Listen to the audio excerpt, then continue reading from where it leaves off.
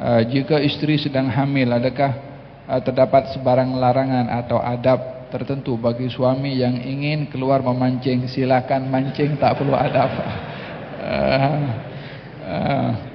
Yang penting jangan ambil ikan orang lain saja, saudara. Dilarang kita ada macam satu bayangan namanya at-tiyarah.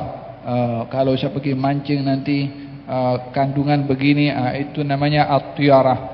Kita dilarang untuk punya pemikiran negatif akan apa yang berlaku di masa akan datang, sementara akan berlaku di masa akan datang yang tahu adalah Allah Subhanahu wa taala, dan kita tidak boleh mendahului. Seperti ada number tertentu yang kita tak nak.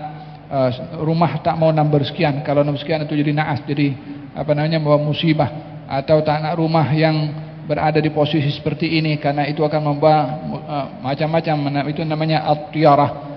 Baginda Rasulullah bersabda, ini 3 perkara selalu ada pada umat. Yang pertama hasad dengki, buruk sangka, dan perasaan seperti tadi. Kalau kamu ada hasad dengki, kamu jangan ungkapkan kepada orang, yakni jangan melampau.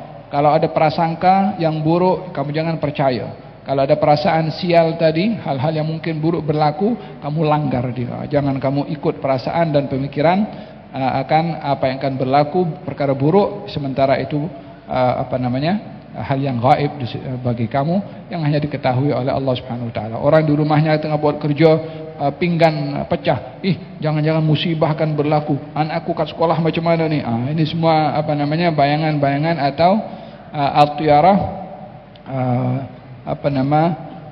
yang tidak diperbolehkan. Orang punya pemikiran seperti itu, ya. Wallahu alam.